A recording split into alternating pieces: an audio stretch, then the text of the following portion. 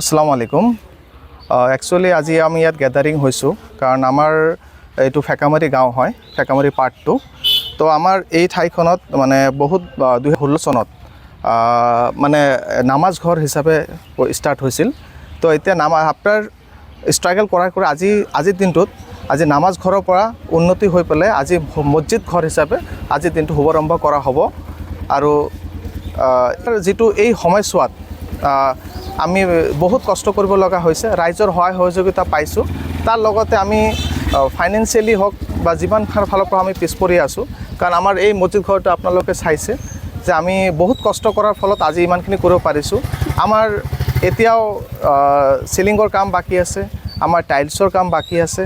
তো আশা কৰিছোঁ যে আপোনালোকৰ মাধ্যম দি বা আপোনাৰ জহুৰুল ভাইৰ মাধ্যম দি যদি কোনো সচেতন ব্যক্তি যদি ভাবে যে আমাৰ ইয়াত কিবা এটা আৰ্থিক সাহায্য আগবঢ়াব, তো আশা ৰাখিছোঁ আপোনালোকে যোগাযোগ কৰিব, আমাৰ প্ৰেচিডেণ্ট ছেক্ৰেটাৰীৰ লগত যোগাযোগ কৰিব। যি পাৰে আপোনালোকে এই ৰমজান মাহ উপলক্ষে আপোনালোকৰ আমাৰ এই মছজিদত নতুনকৈ যিটো মছজিদ আজি ফেকামাৰী, আৰু চবতকৈ ইম্পৰ্টেণ্ট কথাটো হ'ল যে আমাৰ এই ঠাইখিনিত যে ৰাস্তাৰ লগতে যিটো মছজিদ আৰু ওচৰে পাঁজৰে মছজিদ আছে যদিও অলপ বহুত দূৰত হয়, কিন্তু এইটো এটা বহুত মূল পইণ্টত হয় যে আপোনালোকে নিশ্চয় দেখা পাব বা আহিলে গম পাব যিটো ৰাস্তাৰ কাষতে একেবাৰে যে আপোনালোকে ভাল লাগিব। আপোনালোকে আহক, ভিজিট কৰক, আৰু কিবা যদি ছাজেশ্যন আছে আপোনালোকে দিয়ক যাতে আমি সুন্দৰভাৱে আৰু কাম আগবঢ়াই যাব পাৰোঁ, তাৰে কামনা কৰিছোঁ। কি কাম বাকী আছে এতিয়া মছজিদৰ? এতিয়া আমাৰ কাম বাকী মানে আপোনাৰ চিলিঙৰ কাম বাকী আছে, আমাৰ টাইলছৰ কাম বাকী আছে, কালাৰৰ কাম বাকী আছে। মুঠতে ক'বলৈ গ'লে আমি বহুত কষ্ট কৰি পেলাই আমাৰ লোকেল, যিহেতু আমাৰ ইমান দিন নামাজ ঘৰে আছিল, যিহেতু মছজিদ হোৱা নাই, আমি ৰাইজৰ ওচৰত যাব পৰা নাই। আজিৰ পৰাই মছজিদ ষ্টাৰ্ট হ'ব, শুভাৰম্ভ হ'ব। সেইকাৰণে আমি ৰাইজক মুকলিকৈ আজিৰ পৰা ক'ব বিচাৰিছোঁ যে আপোনালোকে কিবা যদি থাকে আমাক সহায় কৰক। আজি প্ৰথম জুম্মাৰ নামাজ পঢ়া হ'ব? হয়, আজি প্ৰথম জুম্মাৰ নামাজ পঢ়া হ'ব। ৰাইজক দান বৰঙিৰ কাৰণে আবেদন কৰিছিল? ৰাইজক আমি ইয়াৰ আগত তেনেকৈ বিশেষ কৰা নাছিলোঁ। আমি যিমানখিনি পাৰিছোঁ আমাৰ নিজৰ মাজতে, আমাৰ গাঁওবাসীয়ে বা আমাৰ আত্মীয় স্বজন যিমান পাৰিছে আমি ইমান দূৰ আগবাঢ়িছোঁ।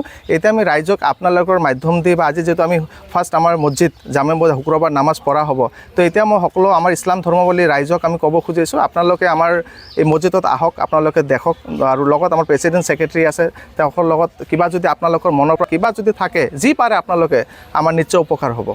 মসজিদ একমাত্র তারাই আবাদ করবে যারা আল্লাহর মসজিদ সমূহ আবাদ করবে যারা আল্লাহর শেষ দিনের প্রতি ঈমান রাখে এবং নামাজ কায়েম করে এবং যাকাত প্রদান করে এবং আল্লাহ ছাড়া কাউকে ভয় করে না। যদি ভয় করার মালিক হয় একমাত্র আল্লাহ তাআলাকেই তারা ভয় করবে, আল্লাহকে ছাড়া কাউকে ভয় করবে না।